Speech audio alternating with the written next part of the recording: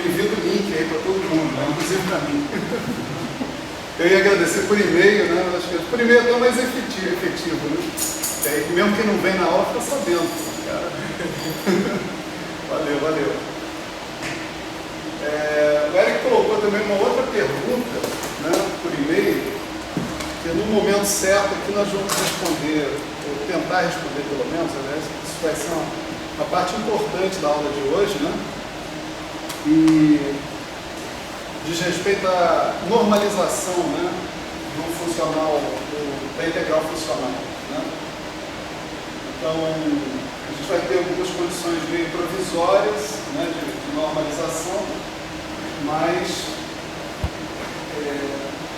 no futuro, né, quando a gente vai falando de espalhamento, falando de matriz S, falando dessas coisas todas, a gente vai ter condições mais gerais um pouco, né, para definir os nossos fatores de convergência, vamos dizer assim, dentro da nossa integral funcional.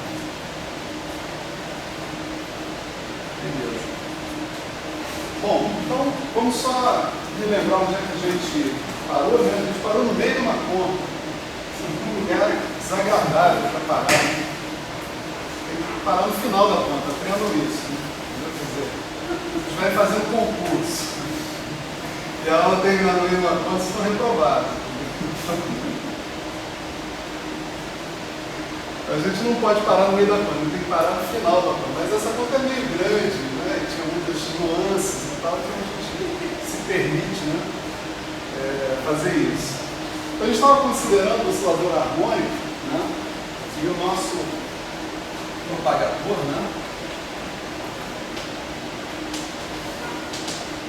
A gente já tinha colocado, né, a definição dele como integral dx exponencial de I sobre H cortado S de x.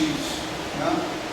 O que diz respeito ao oscilador harmônico, né, é esse objeto aqui, o S, certo? O nosso S de x era o seguinte funcional, né? A integral de 0 a t barra meio de x ao quadrado menos 1/2 x2. Tá?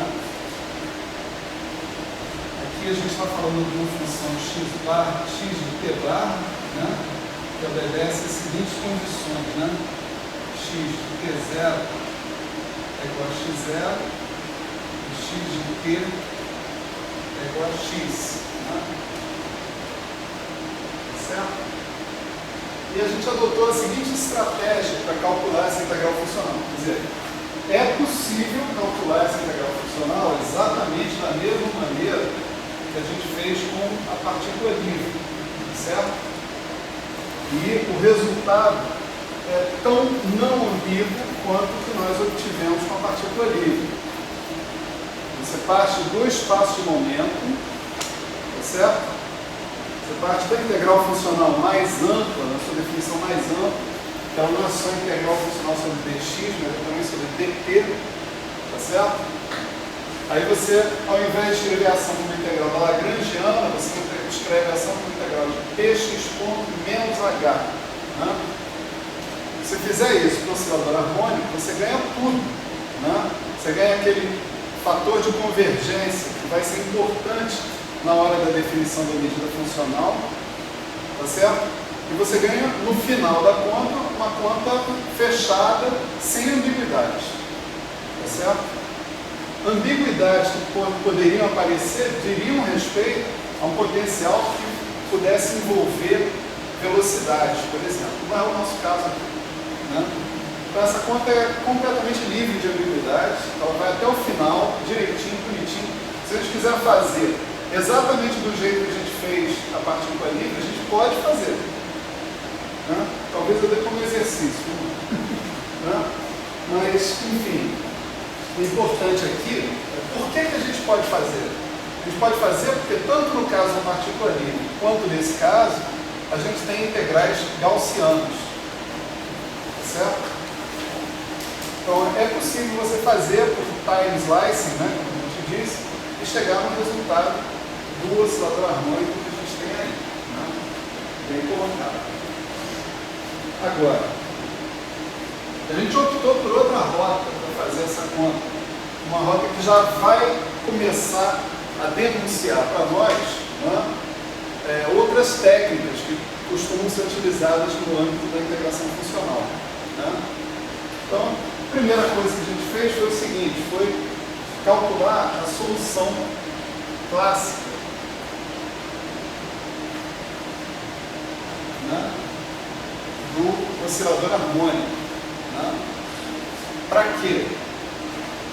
Para que a gente pudesse fazer uma expansão de série de Taylor funcional da ação em torno da solução clássica. Tá certo? Essa expansão em torno da solução clássica se beneficia do fato de que a solução clássica minimiza a ação. Portanto, já o primeiro termo dessa expansão é zero e pronto. Né? E o fato da ação ser quadrática significa que você vai no máximo até o segundo termo e pronto. Tá certo? Você está trocando uma integral gaussiana por outra integral gaussiana, em princípio. Né? Mas o que você ganha com isso é a relação da sua integral funcional com um determinante de um operador diferencial, ou seja, um determinante funcional. Certo? Então a gente calculou a solução clássica, né? E ela era dada assim, né? A solução satisfazia essas condições que estão aqui. X de t0 igual a x0, x de t igual a x. Tá certo?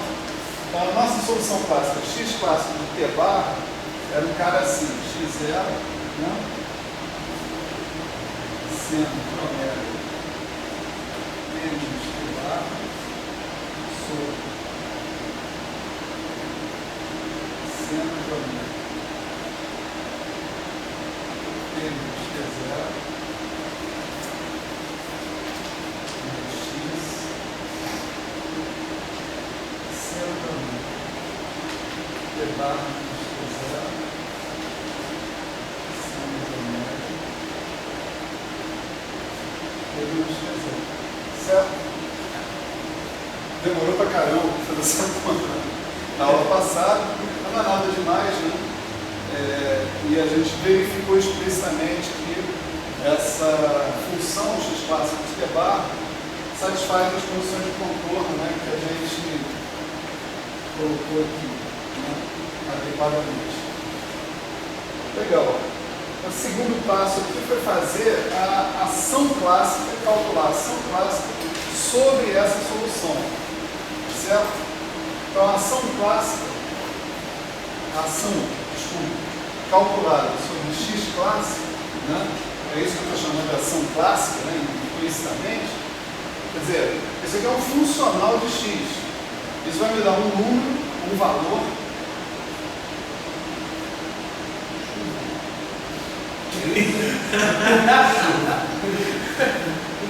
E ela chovendo. Chuvão, não é chuvinha não. Enfim, isso aqui vai me dar um número para cada função que eu coloque aqui, né? Tá certo? Depois não dá para editar para tirar essas coisas, né? Fica tudo aí.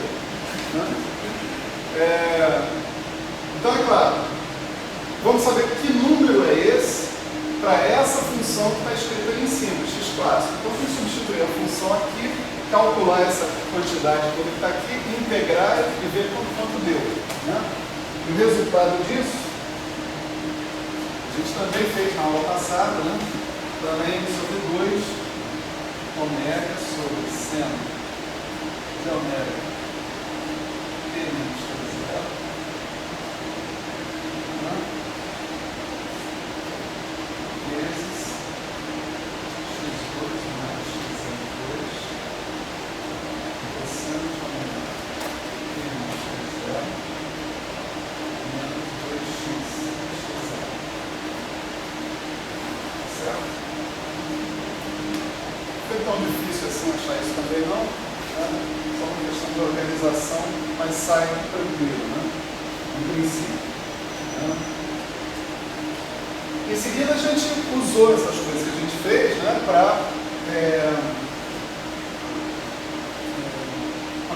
nossa estratégia. Nossa estratégia foi escrever a ação como função de um caminho arbitrário, de uma trajetória arbitrária, né, com uma expansão em torno de x igual a x clássico.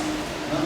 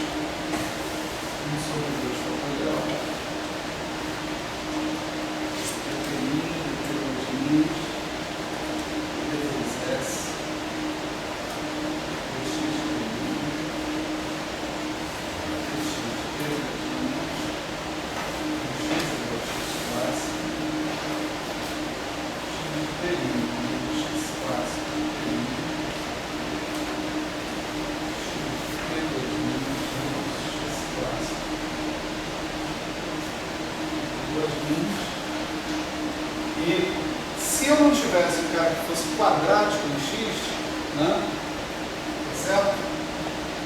X ponto ao quadrado, x ou x ponto dá na mesma nesse sentido. Né?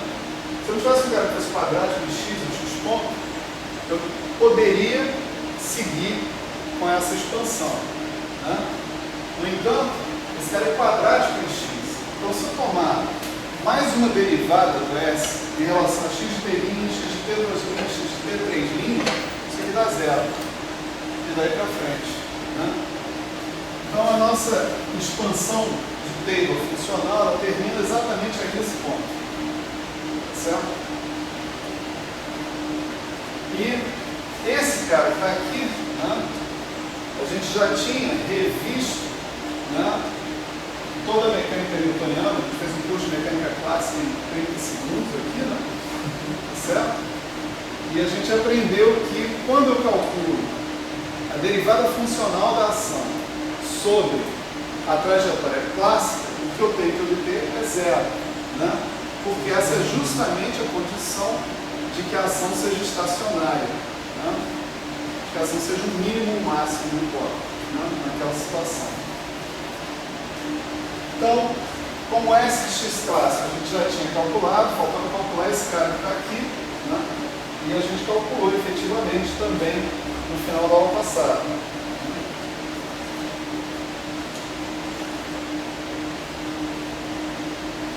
A gente obteve, né, o seguinte.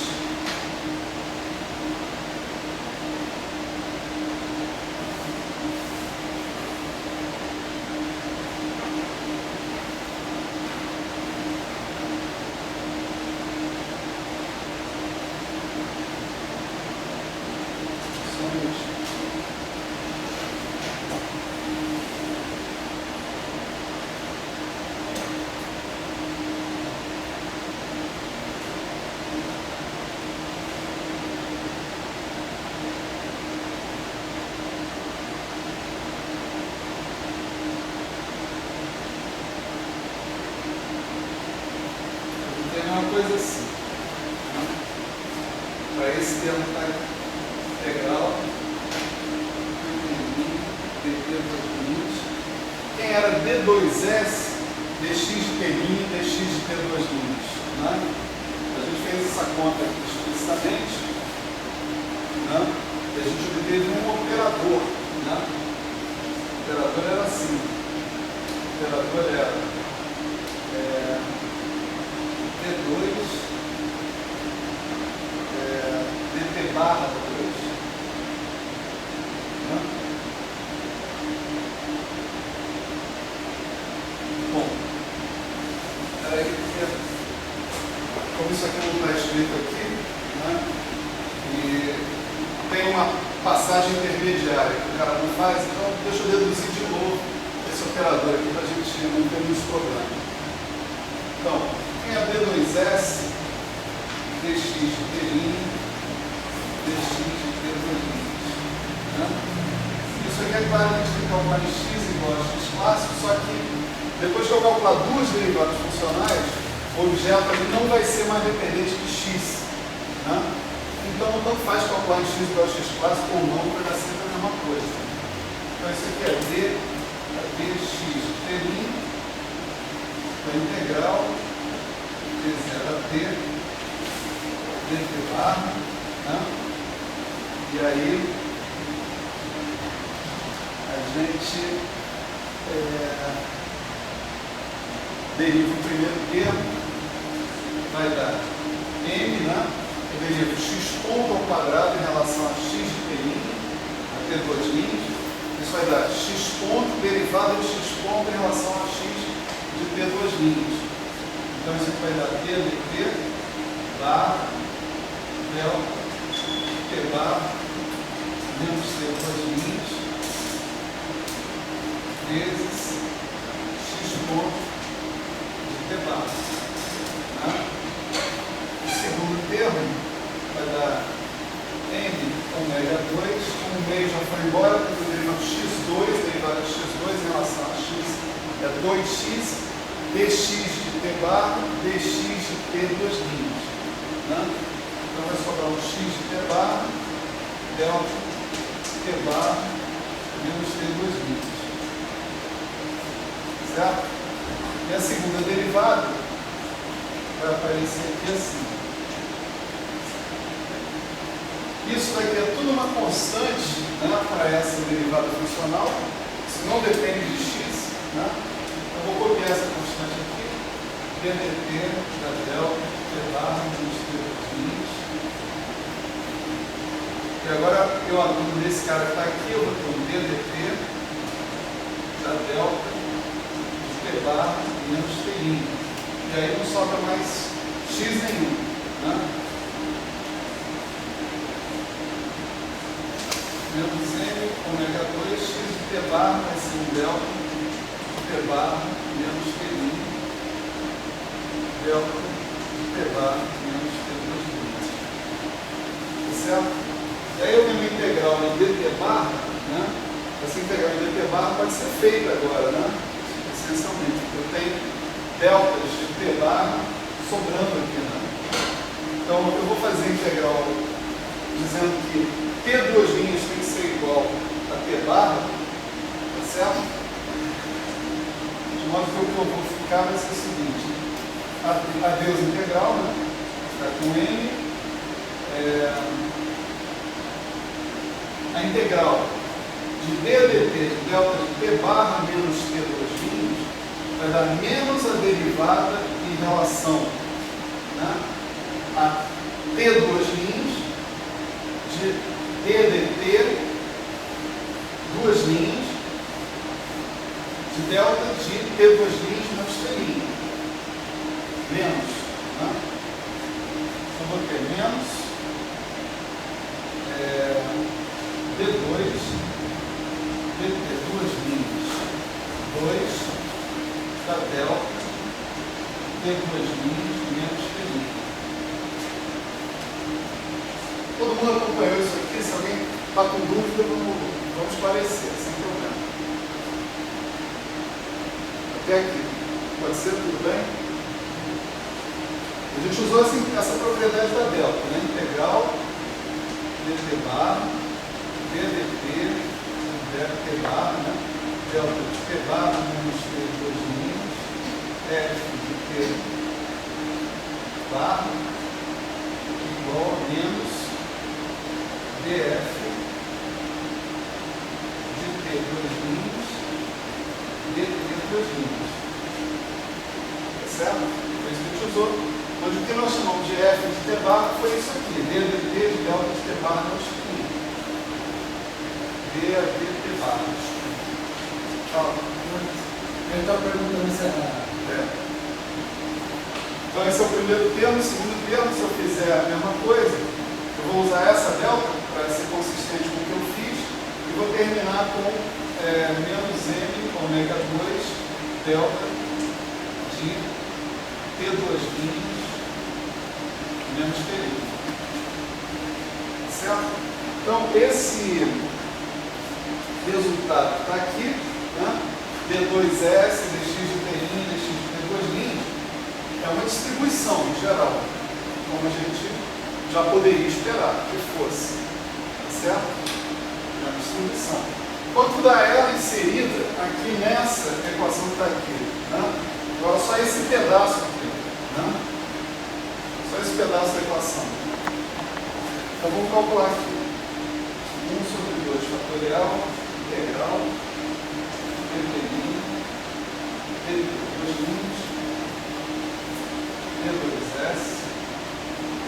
bom, já vou substituir o que eu achei por D2S, dx, T', dx, T2', né?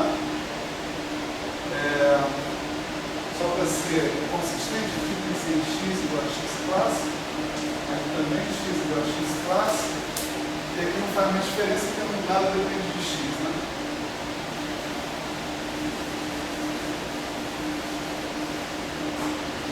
Então, vamos inserir esse cara aqui. A gente tem m menos D2, delta T2' menos m ômega 2, delta T2' menos T'. E aqui aparece um negócio que eu vou chamar de y de T', y de D2'. Certo? Para não ter que escrever o cara todo. Mas isso já antecipa uma mudança de variáveis que eu vou fazer no integral funcional. Certo? Então, o que eu estou chamando aqui de y, né? T de T bar é x de T bar menos x clássico de T bar. Certo?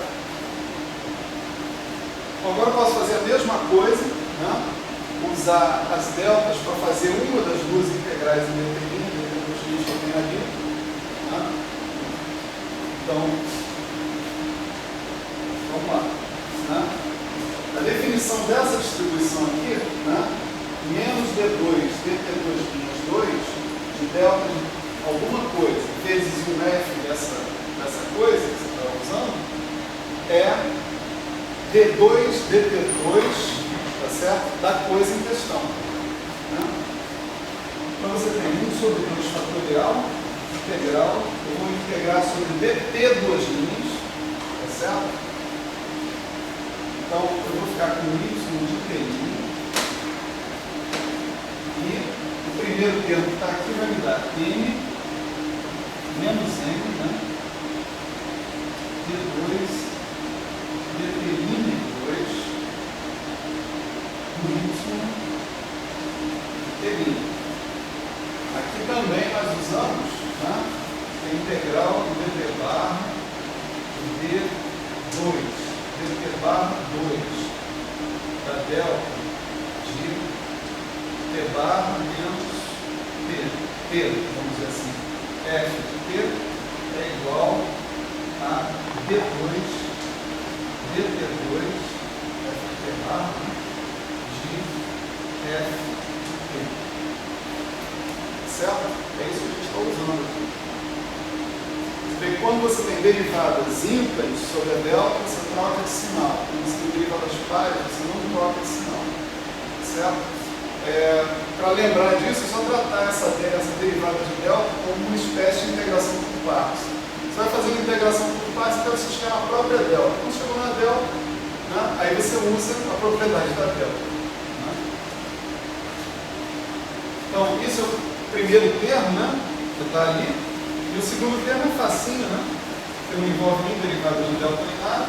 É só você fazer T2' igual a T'. Né? Então, é isso de T'. Eu posso pegar esse y de T' e tirar daqui de dentro. Vou botar em evidência.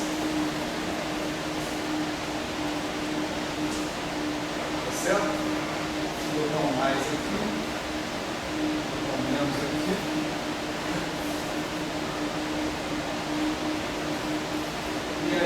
chega naquela expressão que eu antecipei na aula passada, certo?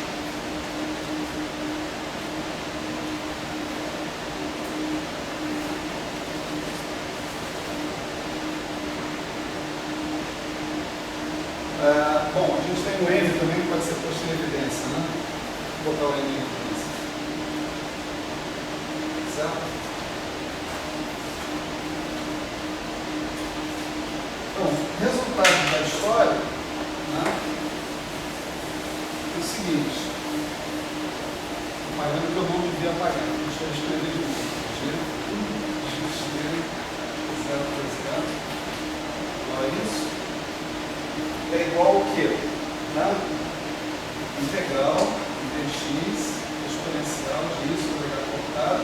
Daí eu pego meu s de x e substituo essa expansão que está ali. Né?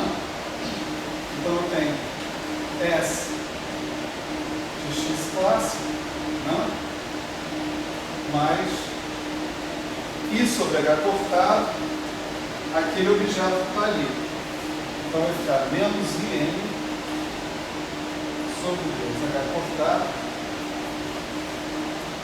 integral, determina y de pelinho,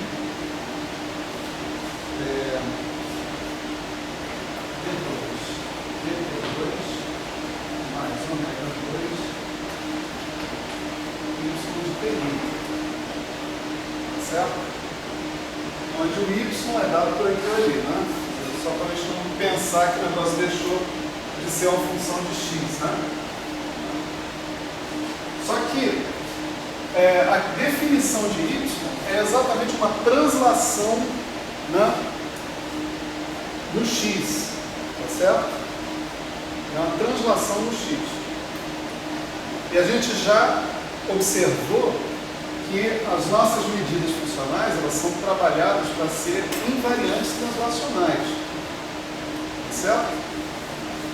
Então, se eu trocar de variáveis, né, o x, eu passar para y, né, o que eu posso garantir para vocês é que a medida funcional sobre dx vira a mesma coisa que a medida funcional sobre dy. Certo? Quer dizer, sobre uma translação, jacobiana 1, né? Isso vale para a integral normal de dimensão finita, né? E vale para uma integral como essa, de dimensão infinita. Né? Em cada ponto, em cada tempo t, né, eu estou deslocando o meu x de uma certa quantidade fixa. Então, naquele tempo t, eu tenho dx de t, não é isso? Então, esse dx de t é igual ao dy de t, porque essa quantidade aqui não varia, ela está fixa, está parada ali. Daí, cada dx de t é igual a dy de t, o produtório dos dx de t é considerado igual ao produtório dos dy de t. E daí a gente tem isso aqui, dx igual a dy. Esse primeiro termo, ele é independente de x, ele já depende só de x clássico. Então ele não está sendo integrado mais, né? Ele é uma constante. Então você pode escrever isso daqui assim, exponencial de I sobre h cortado. S de x clássico,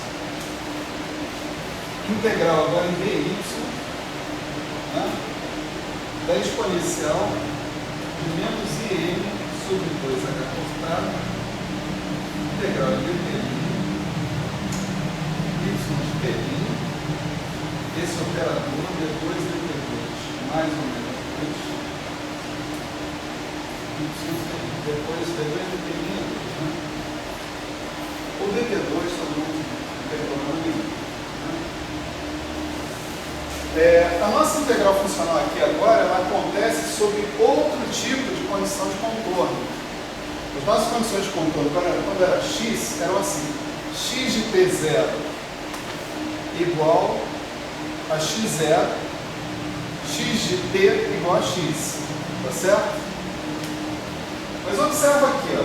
Se a minha definição de y é assim, né, então eu posso dizer que o y de t0 é o x de t0 menos o x clássico de t0. E quanto é isso? Zero, porque o x clássico de t0 tem que satisfazer a mesma condição de qualquer x de t0. X clássico de t0 é x0. Né? Só olhar lá a expressão do x clássico, que a gente construiu para que fosse assim. E o x de t0, toda e qualquer trajetória que a gente estiver considerando tem que obedecer isso. X de t0 igual a x0. Então o y de t0 é 0 e o y de t é o x de t menos o x clássico de t também vai ser 0. O x clássico de t é x e o x de t também tem que ser x. As condições de contorno para essa integral funcional original, essa daqui, eram x de t0 igual a x0, x de t igual a x. As condições de contorno agora para essa daqui são y de t0 igual a y de t igual a 0. Tá certo? Então você pode escrever aqui, se você quiser, né?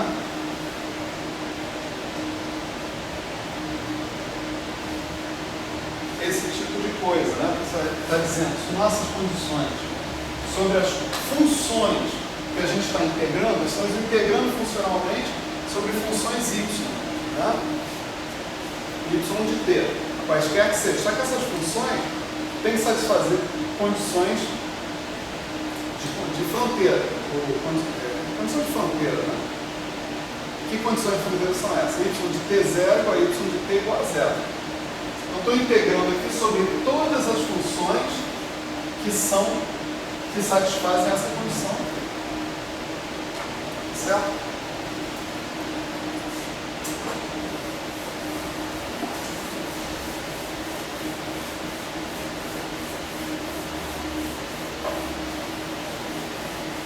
Legal. Agora, nós lembramos da aula passado, ou antepassado, já não me lembro mais, né? Se eu não me lembro, como é que eu posso pedir que seja lembrado, né? Mas enfim, nós lembramos que esse objeto que está aqui, ele está na forma de uma integral gaussiana. Tá certo? A gente tinha um operador, uma coisa assim, y de t', operador de t', t2', que tinha aquela delta, né, que a gente integrou, y de t2'. Era exatamente a forma da integral que a gente colocou antes, né? O resultado dessa integral a gente já escreveu formalmente, né? O resultado dessa integral é o determinante desse operador que está aparecendo aqui, né? Então, o g de xt, x0, ele vai ser a exponencial disso eu pegar qualquer realização do x clássico, né? Esse fator que está aqui, né? Vezes o determinante do operador em questão que está aparecendo ali, que é im sobre 2 pi. Lembra do fator de pi que aparece, né, na nossa integral funcional? Aparece um raiz de pi lá em cima, né? Então a gente está incorporando esse pi ao operador, porque a gente vai terminar com o determinante elevado ao meio, né? Determinante disso do operador t2 mais ômega 2. Tudo isso elevado a menos um meio, né? O ponto é que a gente viu que, eventualmente, nós temos singularidades nesses determinantes funcionais, né? Então, a gente precisa de fatores de normalização na medida funcional. Quando a gente usa essa linguagem, tá certo? Os determinantes funcionais, a gente precisa de fatores de normalização. Então, eu vou escrever que isso daqui é igual a isso, a menos de um certo fator n a ser determinado.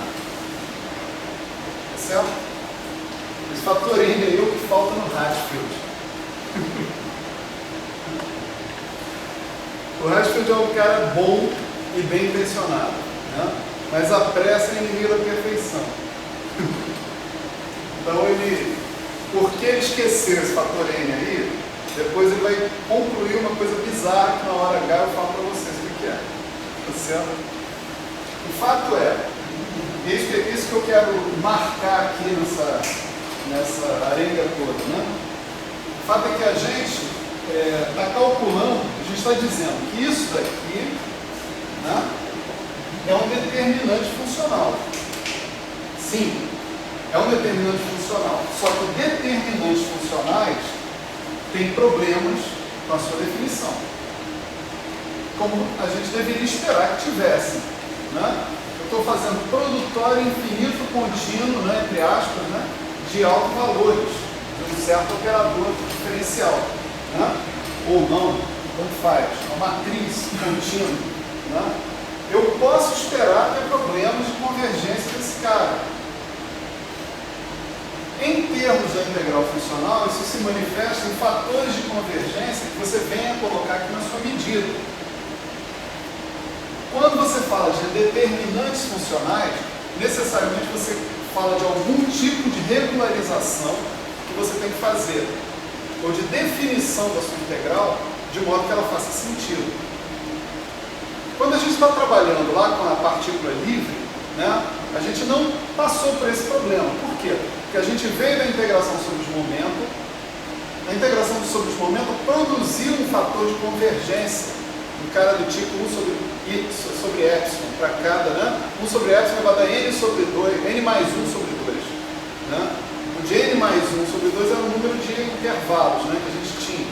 A integração sobre os momentos produziu um fator desse tipo, e a integração posterior sobre as posições produziu um fator no andar de cima que cancelava esse cara direitinho e dava tudo certo.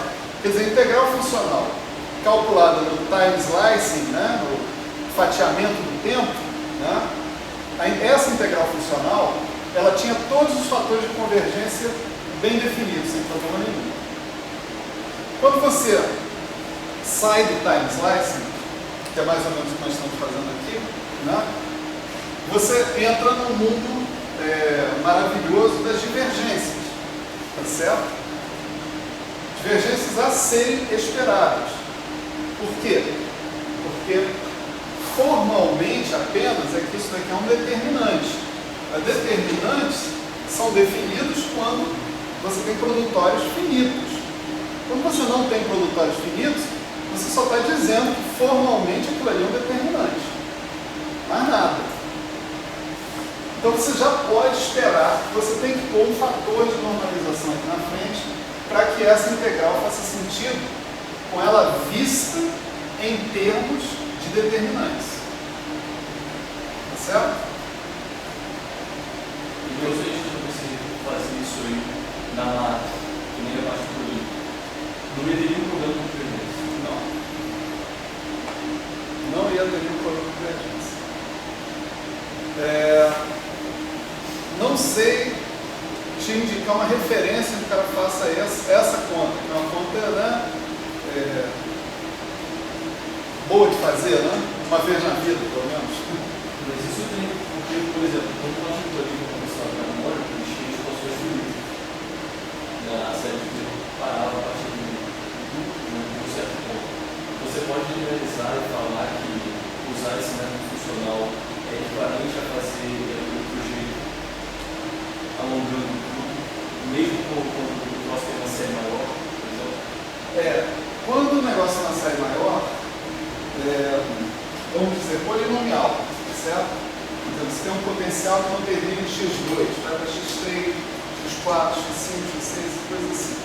Quando você tem uma série maior, você tem uma forma de definir o seu funcional gerador que é dada em termos da parte quadrática. Certo? Quer dizer, se você definiu bem a parte quadrática, o resto do funcional, do seu propagador, o resto do seu propagador vai ser completamente bem definido em termos dessa parte quadrática. Quando eu falo completamente bem definido, eu estou falando no nível da mecânica quântica não relativista.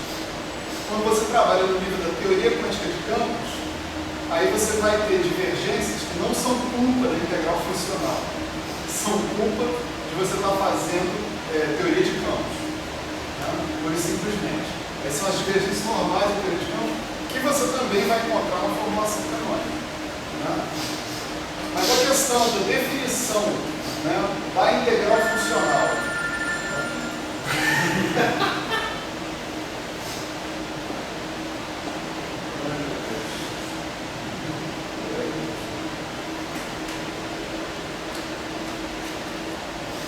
Trataria toda aqui.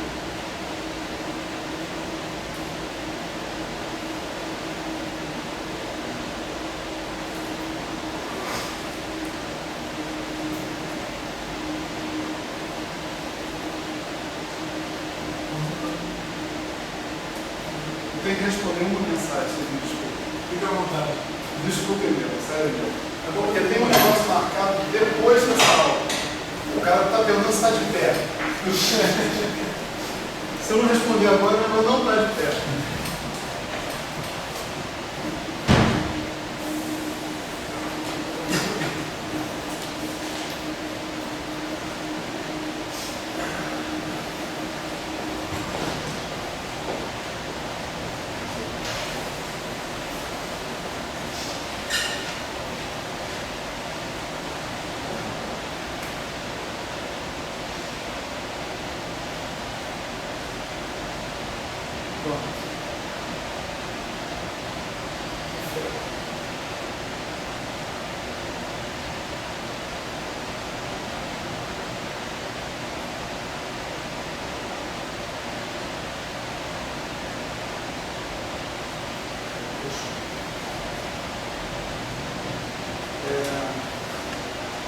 Alguém me lembra o que eu estava falando? A gente foi rudemente interrompido.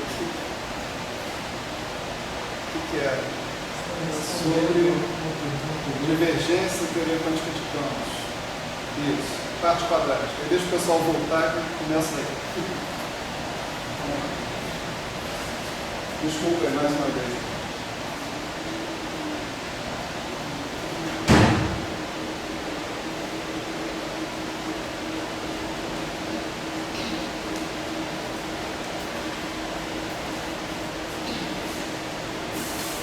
Todo mundo achou parando.